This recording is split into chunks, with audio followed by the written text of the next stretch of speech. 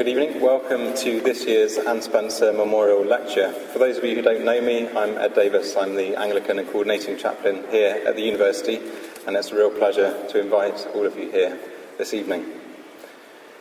A number of you will be familiar with this annual event, organised by the Chaplaincy on behalf of the Spencer family. It seeks both to remember Anne Spencer, a much-loved daughter, sister, and academic colleague, and to facilitate engagement between Christian theology and contemporary issues, and to do so here within the context of higher education. This is the 24th Anne Spencer Memorial Lecture, and speakers in recent years have explored connections between spirituality and psychotherapy, sexuality, poetry, and interfaith encounter. This year, I'm delighted that Linda Woodhead has accepted the invitation to come and speak on the rise of no religion, exploring the development that for the first time, more than half of our population identify themselves as non-religious. Linda has been described as one of the world's leading experts on religion and is a well-known contributor to public discussions about faith. She is Professor of Sociology of Religion at Lancaster University and Director of the Institute for Social Futures, and her research particularly focuses on changes in culture, religion and values.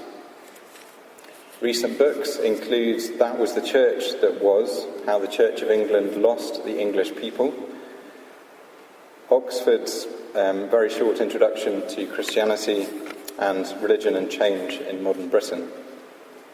Her work and impact has been recognised with the award of honorary doctorates from the universities of Uppsala and Zurich, her appointment as MBE in 2013 for services to higher education, and her fellowship of the Academy of Social Sciences in 2016. Linda has been something of a critical friend to the Church of England over recent years. She has a rare ability to see the church from both the inside and the outside, and to identify developments, patterns, and options that many within the church will find challenging, but which others will find full of possibilities and even hope. This is certainly familiar territory to those of us serving as chaplains within higher education, as well as to many others engaging with younger generations in a variety of ways. Linda, it's great to have you here in Bristol this evening. Thank you for coming, and we really look forward to hearing from you. So let's welcome Linda as she comes.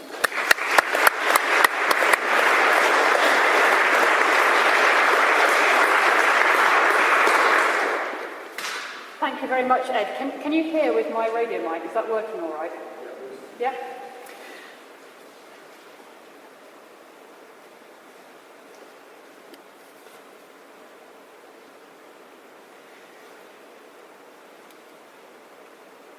What I want to talk about this evening, and thank you all very much for coming, I am going to leave plenty of room for discussion, and I'm looking forward to hearing your reactions, and I've got some very open questions at the end of this talk. Because what I want to talk about is the very interesting place where this society and this country and this culture is right now. And the best way I've yet found to characterise it is just this, very simply. We're between Christian and no religion. And all I want to do this evening is to explain what that involves, and there are some implications, I think, about where we're going.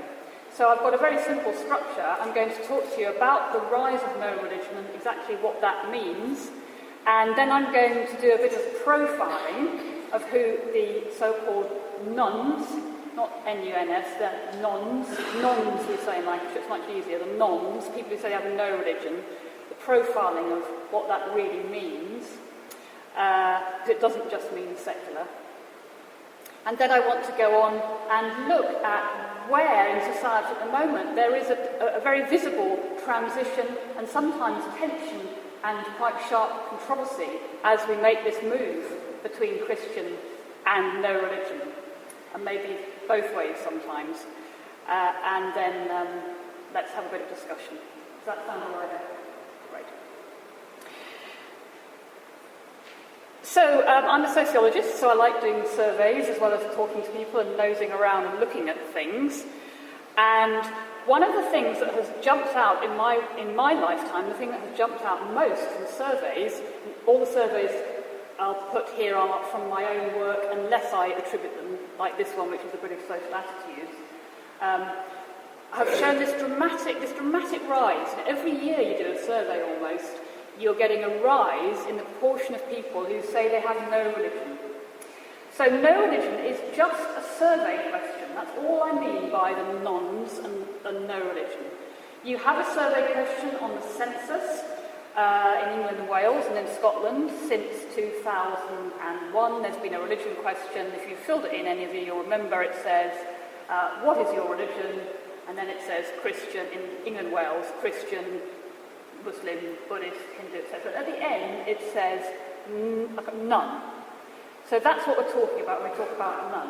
And some surveys put no religion. So this proportion of people who are not affiliating as Christian or Muslim or whatever has been rising very steadily. It starts, though, our figures only start in 83 with that question. So, as you can see, it starts with almost a third of the population saying that. So in this country, it's not come from nothing in our lifetime. We don't know how far back it goes. I think Britain is actually a country in which this rise has been happening for much longer than many countries. The United States is interesting because Americans have always thought they were exceptionally religious compared with Europe. But they've seen a jump in no religion only in the 21st century. In the last 25 years, they've seen a jump to a quarter of the population in an incredibly short period. So they went from virtually totally Christian and a few other religions to having this very, very recent increase. But we've had a long, steady rise. This isn't something that's happened overnight. It's a long, slow rise in this country. And here's another way of displaying that. So Anglicans are on the left in blue, and this is by age, the rise of no religion by age. No religion is in orangey red. So you can see, if you draw, this is why it's a transition. If you draw a line in the sort of middle age groups, above that line, 50 and over, the country and its population here is still majority Christian. Below that line were majority no religion. So the younger you are, the more likely you are to say you have no religion. And this makes it look as if the biggest loser is Anglican or Church of England. That's a little bit deceptive. It is true in a sense, because the Church of England is much the largest church in the whole of the UK. So it shows up more, its loss shows up more. Catholic looks steady, but that's because of immigration, particularly from Eastern Europe, of Catholics, has held up that Catholic figure. You can figure about that's all other Christian denominations and other religions, and that's a lot of churn in that. But of course the Anglican Church is the one that has felt this decline. Although, having said that, the free churches used to be enormously powerful in this country, and they've kind of disappeared altogether. We don't even see them on this. So that's another big shift, the decline of the free Protestant churches. I'm going to, not just, in case you're suddenly thinking, oh no, too many numbers, just to reassure you, I will also be talking about more qualitative research I've done with people of all faiths and none, including this project where a photographer and I, Liz Hindley, who's a wonderful professional photographer, we invited people in 3 cities, Glasgow, Manchester and Birmingham, to come to a photographic studio and to bring what Liz advertised as a spiritual object and talk about what it meant to them. And this was a few years back. This is also when I started to realise the growth of no religion and the variety of what it meant to people. Here's one example. People who brought the object, we asked them to write why it mattered to them. So here's one example, somebody who brought a very early Apple Mac and who a few years ago said that Apple was her religion. She might have changed her mind by now, but that's how she felt. But there's such a variety of answers to reasons why people brought, and the variety of their objects for this lady learning is the spiritual force in her life, I guess I'd have to say the same thing. Here's a religious studies teacher who had the symbol of every world faith tattooed somewhere on her body. So she brought her body with her as her object.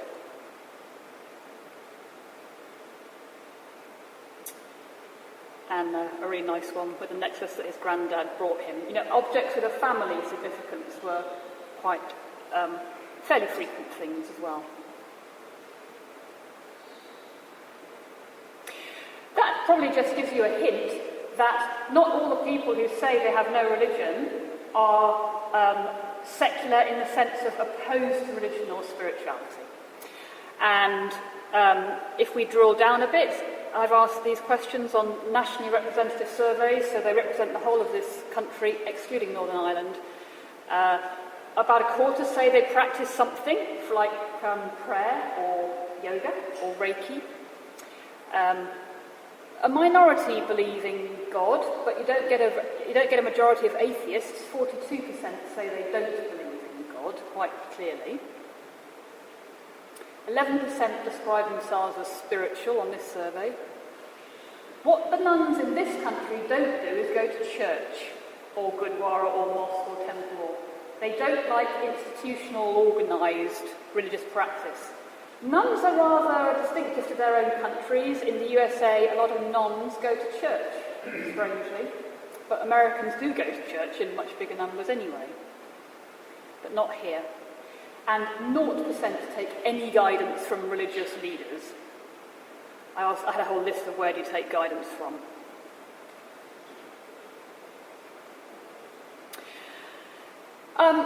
It's easy to think that this growth comes from people, adults, who were brought up Christian and then think, at some point in life, I've lost my faith. But it's not really like that. The main driver of this shift is children. It's almost, I'd like to say, in the conversation between parents and children that this change takes place. It's children in their sort of teen years when they have Christian parents or a parent, they're maybe used to going to church, and they get to a certain age and they say, I'm not going anymore, or I don't believe in God.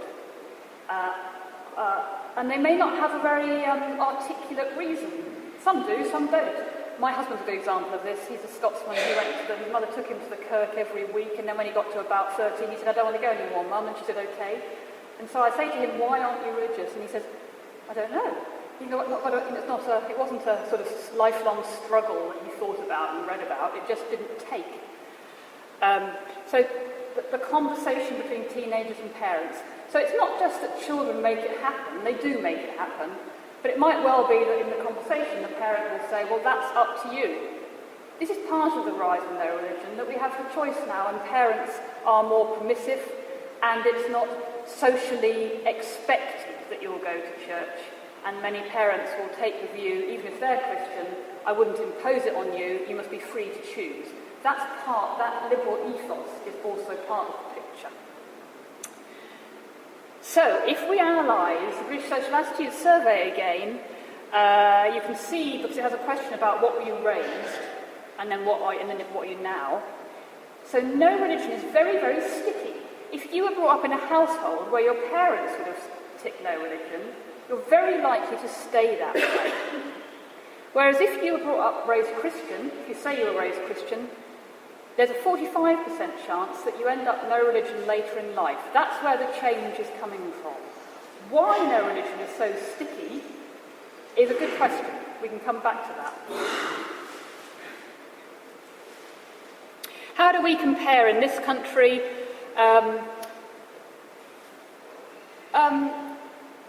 Well, we're not that different from many other liberal democracies around the world, actually, including Australia and New Zealand.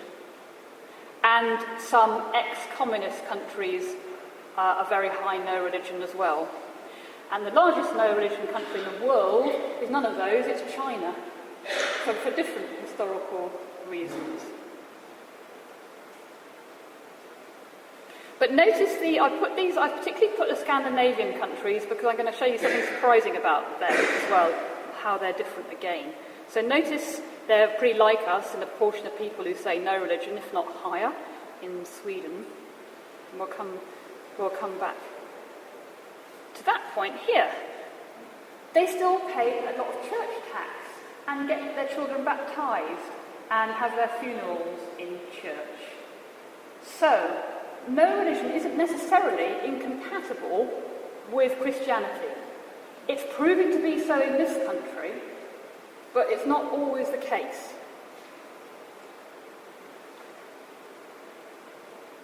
A bit more on who the nuns are. I've made the point that they're younger. That's one of the very few things they have in common. They're not, you can't, if you see someone in the street and start talking to them, you couldn't say, well, you're obviously no religion. Because in most other ways you can't tell. Politically, they're not very different from people who have religion or are Christian. In terms of class, they go right across the class spectrum, same in terms of educational background. They are more likely to be white, but not exclusively. Obviously, there are a lot of Chinese nuns as well, and not mixed race nuns. But age, they are younger, and the younger you are, the more likely you are to say you've got no religion. That's the red column. So look how high it is amongst younger people now. It's coming up to 2/3 now. And Christian is almost the mirror image. And even if you put in religions, I put that in because some people would ask, well, but Islam's growing really fast, isn't it? And aren't some of the non-Christian religions growing? And aren't they going to make the difference? Well, no, they're not. Because yes, some are growing, but they're not making up anything like as much as the growth in no religion.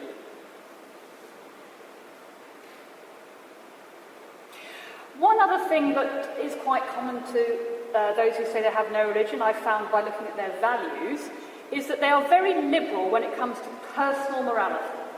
When it comes to personal morality, they think it's up to you as an individual to make up your own mind rather than obey higher authority, whether it's your parents or the church or the Quran or whatever. So when it comes to these issues, which are litmus test issues in our society because they're still somewhat controversial, abortion, same-sex marriage, euthanasia, and I did this in 2013 before same-sex marriage was allowed legally. The nuns were 100% liberal on all those issues. They thought you should be allowed to have assisted dying if you wanted it, that abortion the law shouldn't change from what it is now, and that same-sex marriage the legislation should go ahead. But Anglicans are incredibly liberal too. You wouldn't know that because their leaders aren't. But they are. There's a big disjunction between what ordinary Anglicans think on these things. And Catholics are as well.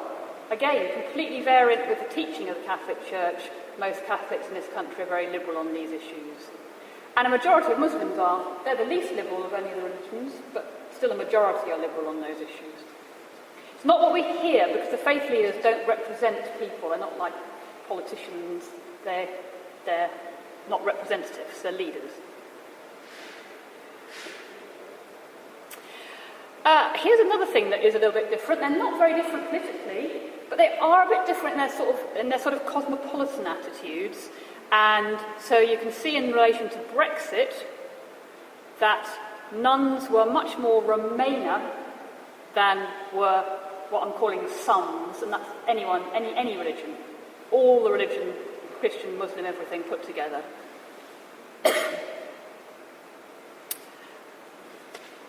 We'll come back to that point as well. I've made that point already. I'll ignore that one. Believing in God.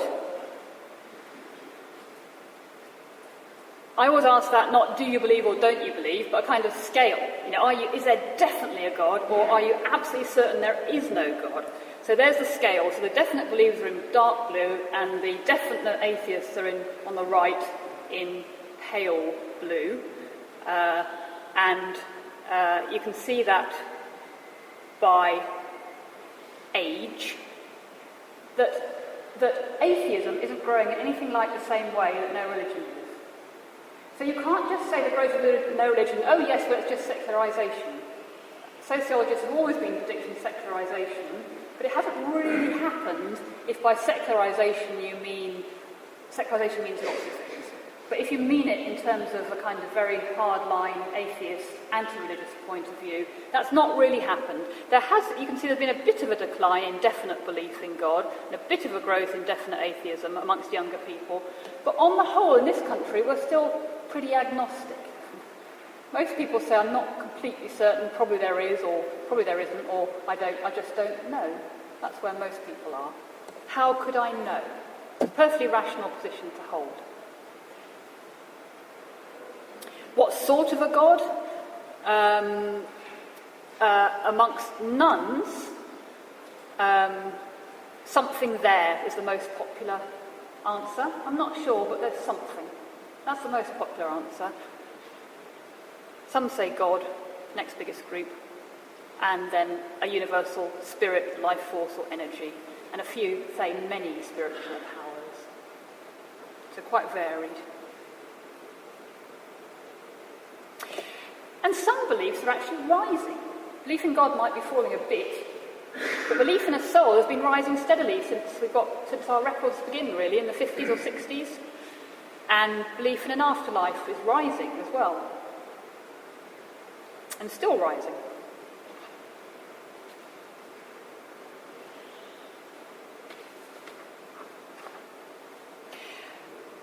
I made a scale here called Dawkinsites by putting together things like, do you think faith schools should be abolished? And I can't remember them all, but several questions of his opinions.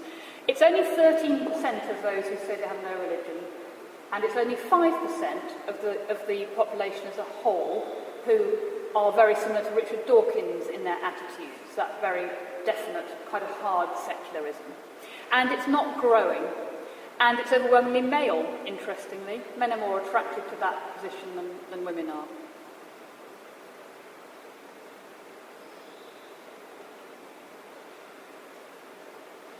I just put this in again, it's from the photographic bit, but I thought it was quite telling of what quite a few people say, who say they have belief in something bigger. You need to believe in something bigger. I don't like organised religion,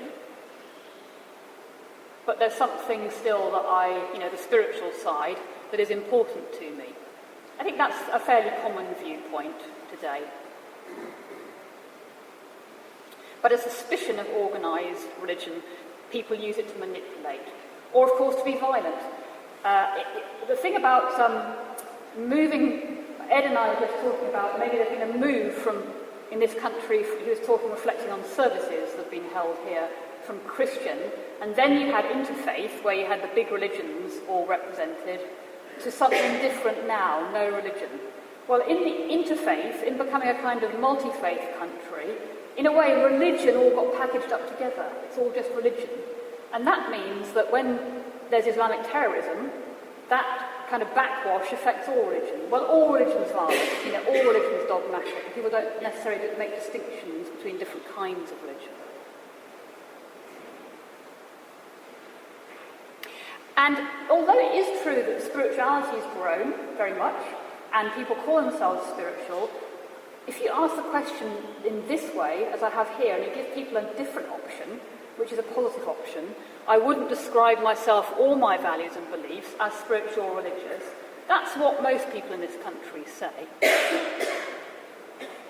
If you said, well, so-and-so is very religious, it's not exactly flattering in our discourse. You'd be slightly nervous of meeting them. And if you said they're very, very spiritual, again, most people don't want to be labelled in that way. But it's not to say that they don't have a religious or spiritual element, but it's not the first way in which we want to label ourselves. We think we're individuals, we don't want these labels. A few more of these, just to illustrate how some of the variety of beliefs, what really matters to people. This ice hockey puck, this is someone in Glasgow, symbolises new relationships, new family, and a shared belief in something good. Sport, communities. People have often observed, of course, that football is a kind of religion, but these, for her, this is an exemplification of this kind of finding meaning in that. My life makes sense when I dance, this lady says, showing her dancing shoe.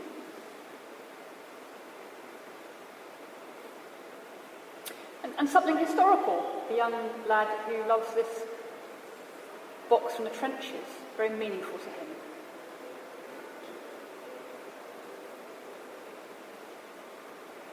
And this guy has brought 2 pebbles, picked up from the beach. He said, I can't bring the whole planet with me, so I'm going to bring 2 pebbles.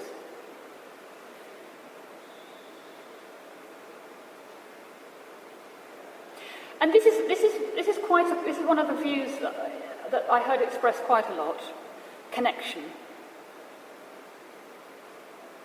Of course, you get that in holistic spirituality as well. It's the connection between things, relationship, and leaving things better than we found them. I liked the fact she asked me at the end, what about you? She was genuinely relational. What are for those of you who like cultural, intellectual history, what are the sort of ingredients? This hasn't come out of nowhere. I've talked about it's been growing up for a long time. What feeds into it? Here's my little guess. You might have other ideas, but my guess of what has led over a century or more. Cultural change happens slowly. What's led to this? Liberal Protestantism. There's a lot of liberal Christianity in this. Liberal Christianity, love for all human beings. They're all God's children. There's a lot of that around in no religion, and the equality emphasis it has. Romantics, Wordsworth and all the rest of it. Great, be imaginative, express your own unique life, and their emphasis on nature and finding God in the natural world and spirit energy running through everything. And I've called this everyday Epicureanism. Life is for living. You only live once. Make the most of it. That's part of what's going on here as well. And a pragmatism. What works, not dogmatic. We like to test it out for ourselves. What actually makes sense in practice. The British have always been very pragmatic, I think. And we have a liberal democratic framework. A lot of the low religion countries I mentioned are liberal democracies, and I don't think that's a coincidence. This is a kind of religion for people who believe in individual freedom and equality. And the churches have kind of stood against that, which is partly what's determined their decline, I think, in this country. But, go back to my point, very briefly, it doesn't have to be like that. So here's back to my Scandinavian point.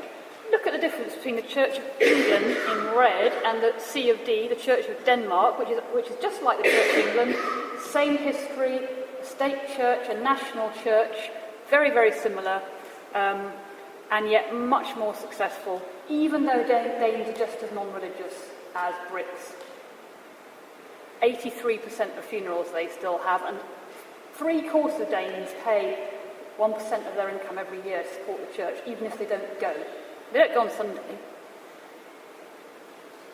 So, the growth of no religion doesn't have to mean the collapse of churches. It depends what stance the church has taken. It depends whether the nones find church attractive, having things to offer them or not.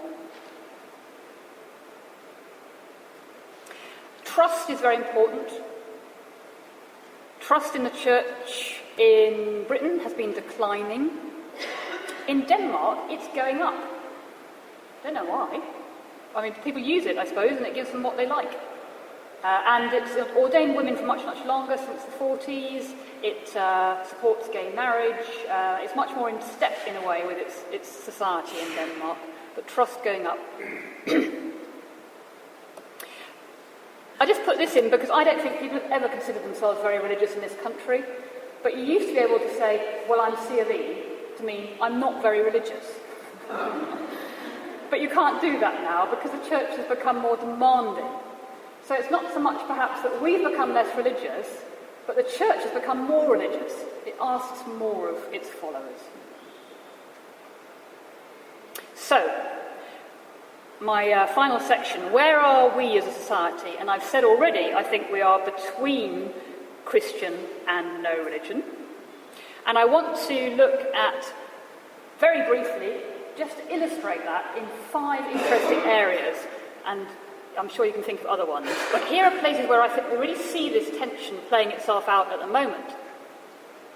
Schools. I'm very concerned about how religion is dealt with in schools, and I've written this little kind of set of recommendations with Charles Clarke, who used to be Education Secretary. He's also very exercised about this, because the 1944 Education Act, which established a massive change in schools and education in this country, has been changed for every other area of school life and every other subject, except religion. We're still bound by 1944 because no one dares to change it. And the legislation covers 3 areas. Every school, this is state schools in this country, by law, has to have a daily act of collective worship. You will all, if you went to the state school, have had your daily, or not, because a lot of churches these days are disobeying the law. But there's still a law that they should, and that's hard in a no-religion and multi-faith country. There's compulsory RE. Every school has to teach RE, but children can withdraw, because it goes back to the days of 44 when it was confessional. So RE's got a very odd status, not like other subjects. And faith schools and their status, and of course being supported by the state. I'm not objecting to that, but I think the right to then select out non-Christians, I think that's highly problematic if you're getting state funding. But why won't any government tackle this, even though a lot of schools are now breaking the law because the law is not fit? Because they're frightened of the Christian lobby in the Daily Mail saying, oh, we're giving up on all our Christian values. And this is a sign of this tension in our society. Some people are still, I completely understand this, deeply committed to small c, conservative and Christian. Don't want change. And politicians tend to play along with that. Funerals, another fascinating area.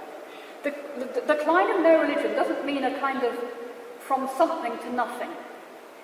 In lots of places like funerals, we're seeing the rise of new rituals. Everywhere, actually, we're seeing new rituals develop all the time. We're in a period of enormous ritual creativity. Divorce parties, pregnancy rituals, engagements which become a ritual in themselves, all sorts of things. But let me just mention funerals, because we're suddenly seeing a collapse in the Christian share. It's the last thing the church has had a share of to collapse, just in this century. And now if you ask people what kind of a funeral they'd like, only a minority say religious, and most say a non-religious funeral or a mixture. And a non-religious funeral is now an accepted thing. When you ring up the undertaker says, do you want a religious funeral or a non-religious funeral? So non-religious isn't just an absence now, it's becoming an actual thing. And the main thing a non-religious funeral means is you get to have choice about how you want it. And there are lots of celebrants now who offer a non-religious funeral. So this is just making the point this is a lot about designing it yourself or with your friends and family. People want more say. They don't necessarily want the expert telling them what sort of funeral they want. Even though they never have done it. This is the transition. We're the first generation dealing with this and thinking about how we actually want our funeral, not just how it always was. Experimenting. The web, the internet helps get ideas. So our funerals, I've had to take this off the web because you don't take pictures at funerals. So this is EastEnders or something. So funerals have changed from the Christian minister, a very impersonal liturgy that was the same for everyone, to doing it your own way. Family saying things, having a kind of funeral you want, and not necessarily in a church. Death of Diana, I think, was a very important step in this change when ritual suddenly happened without the church doing anything about it. The authorities didn't see what was going to happen. This was purely spontaneous, the first part of the morning, when people showed up outside Kensington Palace. And now this is quite routine. This is Manchester, very close to me, where I went after the awful bombing last year, and people know what to do now. They didn't need the church and they didn't need the municipality, they did it themselves. So no religion is quite good at organising collective ritual, as was the Ariana Grande concert afterwards. Things like angels in our own personal funerals becoming much more popular. Here's a floral angel, that's Jay Goody's funeral. So funerals changing very fast and new things happening. Church buildings, I just raised this as a problem where the transition from Christian to no religion is very problematic. No one knows what to do with historic, beautiful, particularly medieval church buildings. As a society, we don't know what to do with them. There's not enough congregation to keep them going. But who do they belong to? Do they belong to the parish, i.e. the people? Or do they belong to the church? And what becomes of them? We haven't worked it out. This is a bookshop in Utrecht.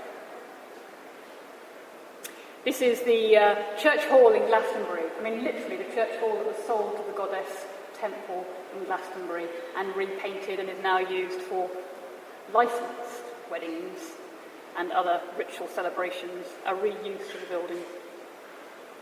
But who owns this? Who owns the village church? And what are we going to do with it as a society?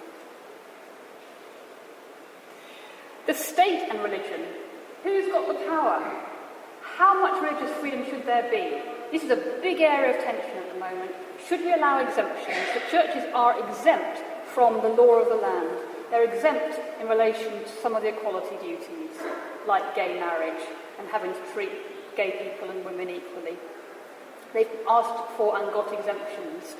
This very week, they are not exempt from having to explain their actions or lack of actions in relation to protecting children from abuse, and they're up in front of the independent inquiry into historic child abuse that's happening as we speak at the moment, and the church is looking very bad.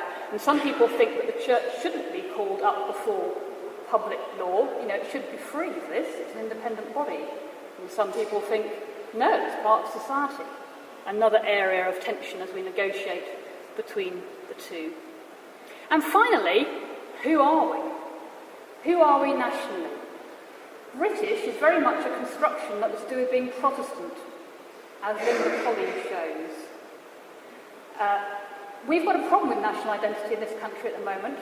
Well, we. Who's we?